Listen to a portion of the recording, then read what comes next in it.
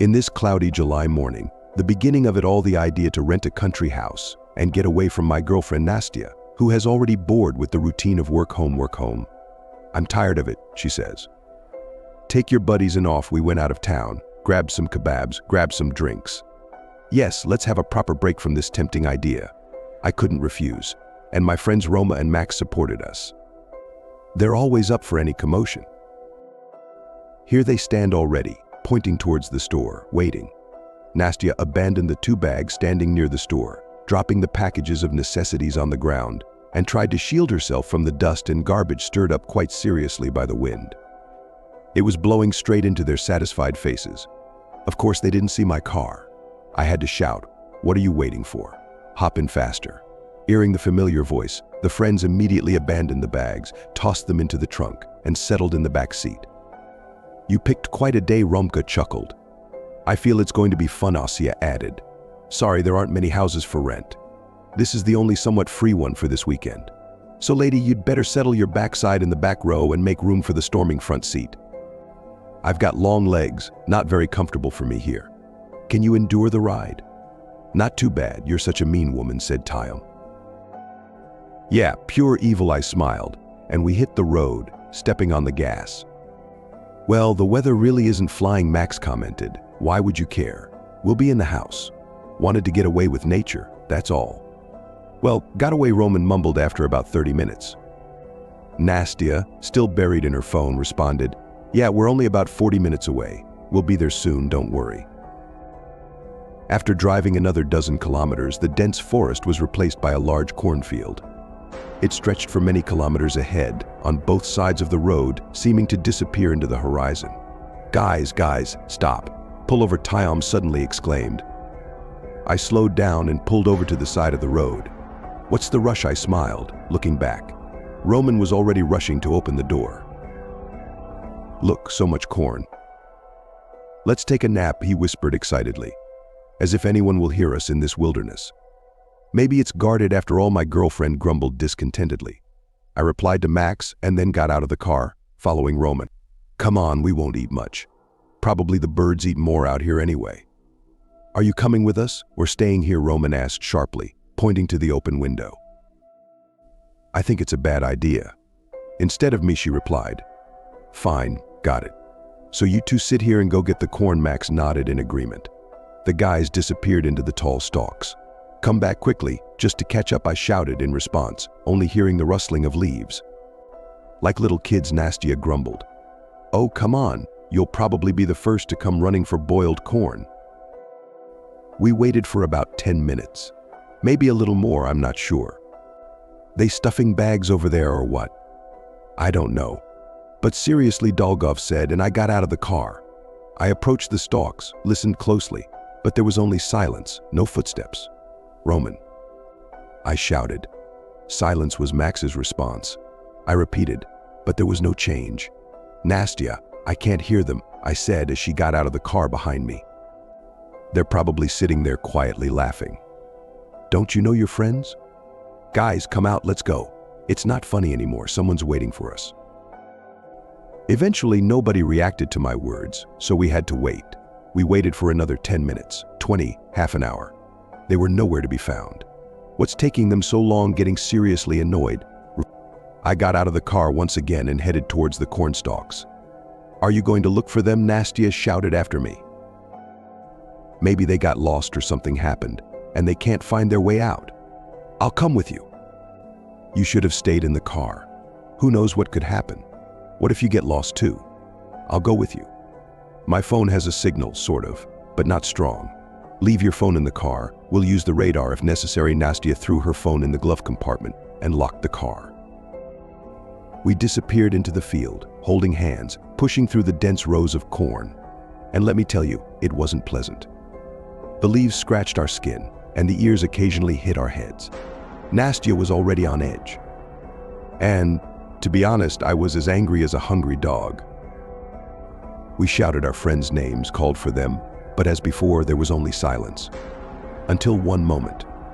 We've walked pretty far into the field, Max shouted once again. And then we heard, I'm right here. Max's voice. And the most interesting part, I heard his voice, but it seemed to be fading. I couldn't tell which direction it was coming from. It sounded nearby, but I couldn't pinpoint exactly where. I can't understand where you are, he began to search. First in one direction, but missed. Then in the other, same story. I can't find you guys either. Damn it, Max complained. Guys, let's try jumping on 3 together. That way, at least we'll see each other. On 3, I jumped as high as I could, and immediately to the left of us, about 10 meters away, I saw Roman. I tried to make my way towards him, and finally through the stalks, a familiar silhouette appeared. Honestly, I wanted to smack him for all of this, but I struggled to refrain, as a strange sense of unease, perhaps even fear, was clearly written on his face. Where's Max, he asked. With us, I asked him the same question. We need to jump again, Nastia replied. Max, can you hear us? Yes, I can. Let's jump on 3. 1, 2, 3, and I jumped again and immediately fell to the ground. What's wrong? What's going on? My heart shook in my chest. Guys, something's not right there, I whispered with a trembling voice. I mean, not right. Are you kidding me right now? When I jumped, someone else jumped with me, not Max. I didn't understand. Roman came closer. There was someone or something else there. Probably just trying to scare us, my girlfriend waved it off. Well, I'm not a fool, it seemed scary. They're not jumping, they're just standing rooted to the spot, I shouted. What did you see there at all? Roman asked. I don't know, a person sort of torn up, and a scary face. I didn't fully grasp anything. Where are you? Over here. We're here. Jump now, Roman jumped, and apparently he saw him. Get up, he reached out his hand to me, and we headed towards where Max had seen him. Soon the company reunited, and only then did I realize that I had no idea how to get it back to the car. Well, at least Leon left his Nokia. I was surprised when I found it in his pocket. I found no signal at all. Great, I can't get through, Max responded. So did we gather the harvest? I yelled at my friends. Yes, calm down. Right over there, I'll climb on, Roman. I'll check where your swallow is parked. Everything would be fine, he did as he said. But just couldn't see anything. We were standing in the middle of a huge cornfield, no road, nothing else visible. Great, and what are we going to do? Nastia turned to me on the verge of hysteria. I stood there rooted to the spot and stared at my phone, but I couldn't shake off that strange person. He couldn't have jumped with me, and it couldn't have been Max at all. But shivers ran down my spine at the mere thought of him. And the realization that we were stuck, and seemingly stuck seriously, left us with no choice. We had to search for a way out, following the paths we had trodden ourselves, orienting ourselves by the broken cornstalks. At first, I even cleaned up some of the WCS to understand all the trails. It was clearly visible, but not for long. We walked like this for probably an hour and a half. We just kept walking, and that darn field didn't seem to end. We tried to listen carefully. Maybe we'd hear a passing car by sound. But besides the rustling of leaves, there was nothing to be heard. The sky was slowly being covered with clouds, getting darker. Most of all, I didn't want to be stuck here until nightfall, or worse, all night. In the end, we never made it back to the car. We wandered for several hours, sometimes retracing our own steps. And when it started to get dark, and the first raindrops fell on our heads, Max suddenly screamed, guys, look over there. I turned to him. He stopped and pointed somewhere. I followed his gaze, and indeed, through the cornstalks, a faint light was visible. I almost thought it could be someone's headlight or marker lights. Tried to console myself with the thought that we were about to finally reach the highway, but we ended up somewhere else entirely. We walked for some more time until we finally reached the end of the overgrowth and stepped out onto a small clearing. By the way, there were several houses here. This one was simply the closest to us. We froze in place, like statues, and began to observe the scene. Apparently it was some remote village. People were coming and going, lights were on in the houses, even the smell of delicious food lingered in the air, smoke billowed from chimney stacks, and life in the village went on as usual. My mood instantly lifted. We're saved, I thought. We'll find someone's phone, make a call, and they'll rescue us. Although maybe I'll have reception on my phone by now, I thought. But no, there was no signal. Well, shall we go? Maybe we'll find out something, or ask for help. My friends and I exchanged glances and pressed forward. As we walked, I carefully observed everything around, and what was happening made me slightly uneasy.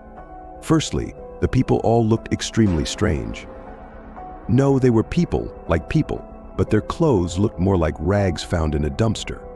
Moreover, they seemed generally sullen, constantly casting suspicious glances our way. And the closer we got to their homes, the fewer people remained on the streets. Everyone was hurrying home. Not just casually, home they decided to check in. No, it was as if they were hiding from someone. That's what bothered me the most. It was getting dark, there was no one left on the streets, and all our attempts to talk to someone ended the same way: the door closed right in front of us. The locals behaved as if they were aliens from another planet altogether. What's wrong with them? Why are they so unfriendly? Max exclaimed. Try speaking Latvian to them. Maybe they'll understand you, Roma replied sarcastically.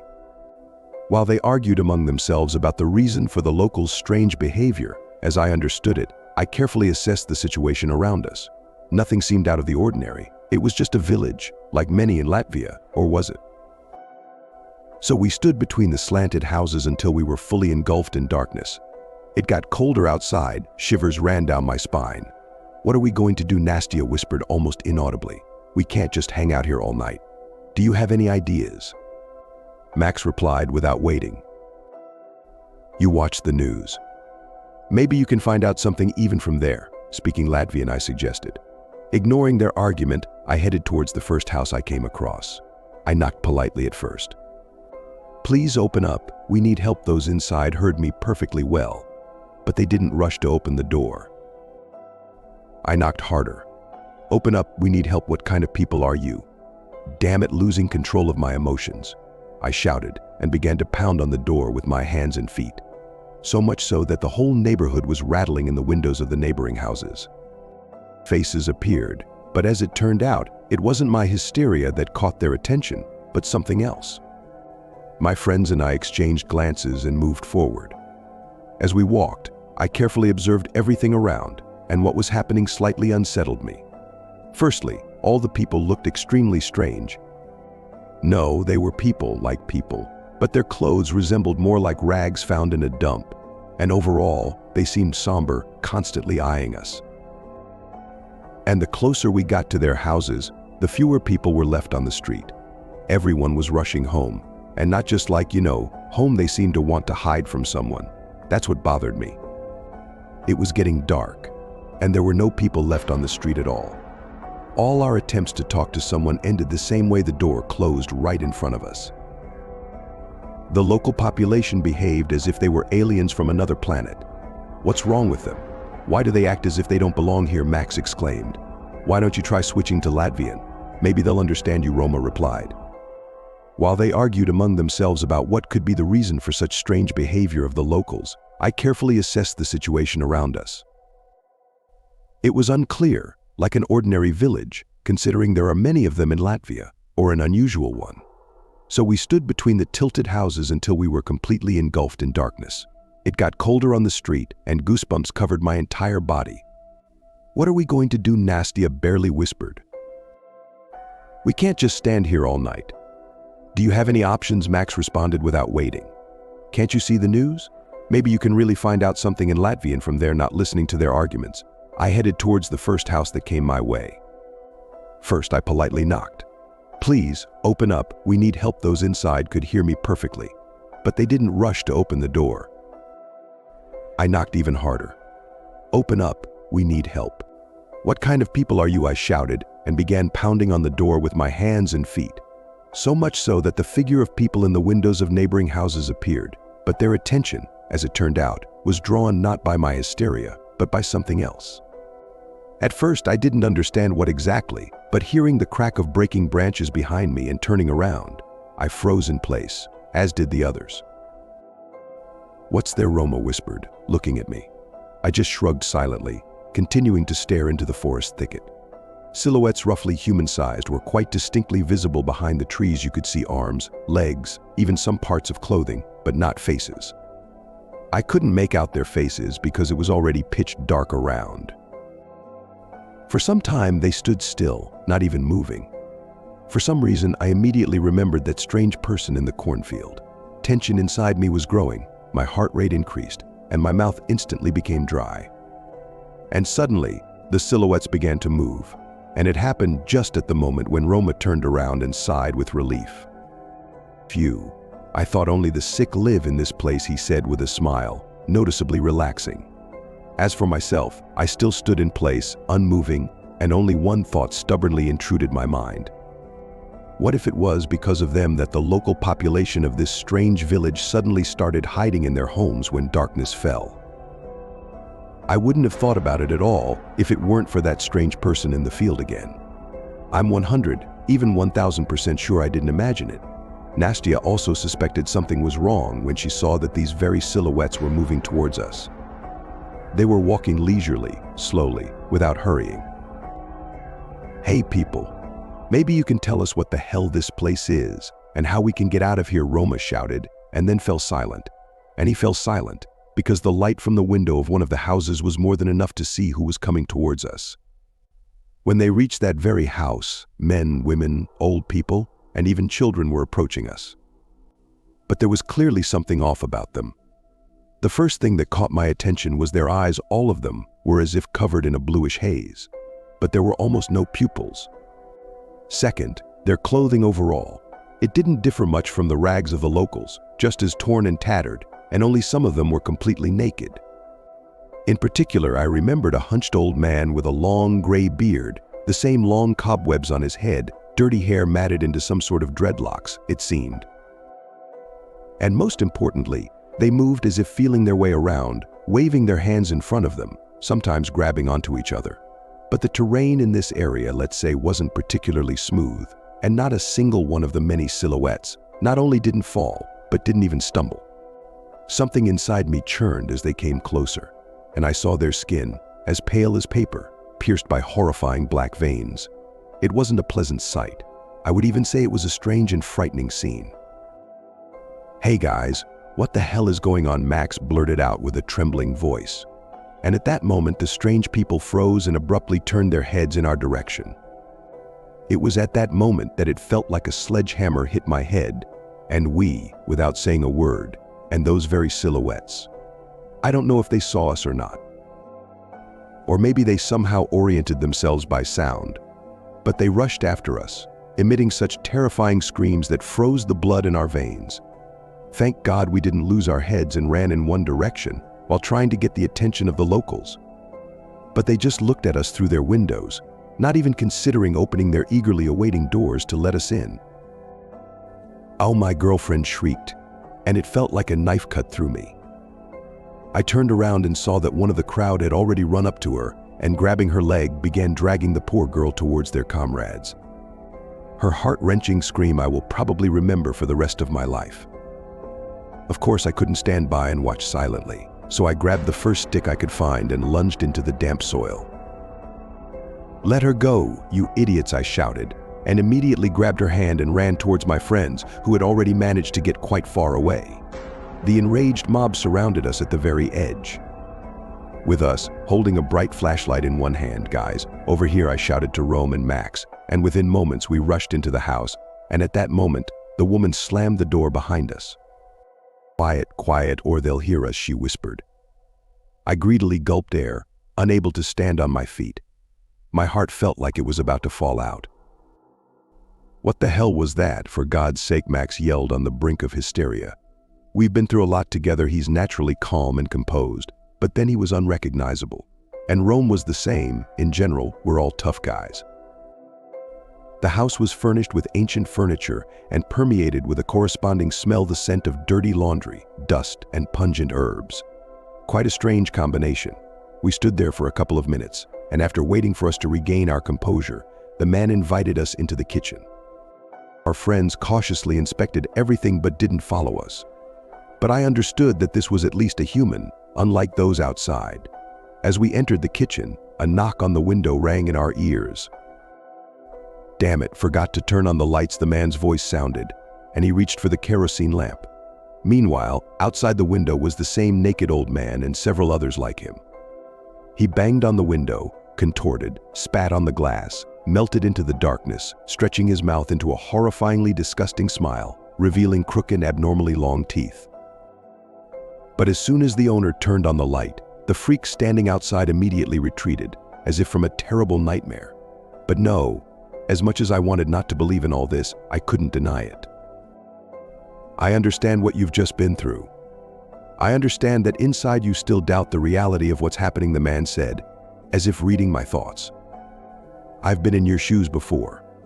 You must have questions in your mind. What is this place and who are all those outside? Yes, it would be interesting to find out. Still trembling with fear, Nastya whispered. I'll try to answer, but my answer is unlikely to help you in any way.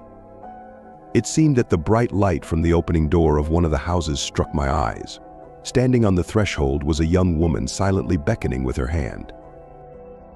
Where do those you had the pleasure of meeting come from? I asked. I don't know. Nobody knows. Just like what this place is, Victor replied. I know that there used to be an abandoned village here, and people who ended up here and realized that there was no way out gathered together and organized such a large settlement. Those outside only come out when it gets dark, with the rare exception when the sky is covered with storm clouds. They have very poor vision and likely rely on sound. But if we behave quietly, perhaps they won't notice us, Victor added, and the light in the houses repels them. He told all this as if it were commonplace, normal. Although perhaps he had been here for a long time, and what was happening had become normal for him. What are your names? Max asked. Victor. And this is Elvira, Victor replied, pointing to the woman. Sorry, we forgot to introduce ourselves, Rome interjected. You said that people realized that it was impossible to leave here, Rome continued. How should we understand this? I don't know, Victor shrugged. You can go in any direction, but you won't find the familiar things you had before. Cities, villages, shops, cafes, shopping centers, all of that is in the past. Wait, I don't understand, I interrupted him. Oh, if only I understood. We wandered for several years after getting lost in that damned forest. We went camping with my wife, Elvira added. Yes, we rested, got into the car, and drove back home, I continued. And when we got to the city, we were speechless. Everything looked as if people had left this place hundreds of years ago. Our house was also abandoned. Everything was overgrown with plants. We've seen what they do to people, and believe me, it's not a pleasant sight, I added. Well, that's just great. What do you eat? What do you treat yourselves with? Nastya interjected. The land remains the same. We eat what grows, sometimes, Victor replied. Sometimes, if we're lucky during outings, we can treat ourselves to canned goods. We have some medication supplies, but mostly we have to treat ourselves with herbs. Well, we're in a pickle, Rome muttered, usually a cheerful and lively guy, now slumped and lost in his thoughts. Elvira prepared us some fragrant herbal tea. We knocked on literally every door as soon as we came. We went out there, but no one opened the door for us. They just looked at us as if we were crazy. I decided to ask Victor a question. Why did he suddenly open the door and let us in? Why now? I asked. Victor sighed, then explained, we don't know who you are, where you came from, or what brought you here. But you look like normal people, and I don't think you deserve what awaits you outside. We may be cautious and suspicious of everyone who comes here, but we still want to believe in goodness. We sat there, listening to his words, trying to make sense of this strange situation. Victor and Elvira seemed to be like a ray of light in this dark and inexplicable story, but even they couldn't give us complete answers to all our questions. We appreciate your hospitality, Max said, reflecting the group's consensus. But we still want to understand how to get out of here, Rome added. Victor shook his head. It's hard to say. Many have tried to find a way out, but no one has found it. Perhaps you can find a path that we don't see. But be careful.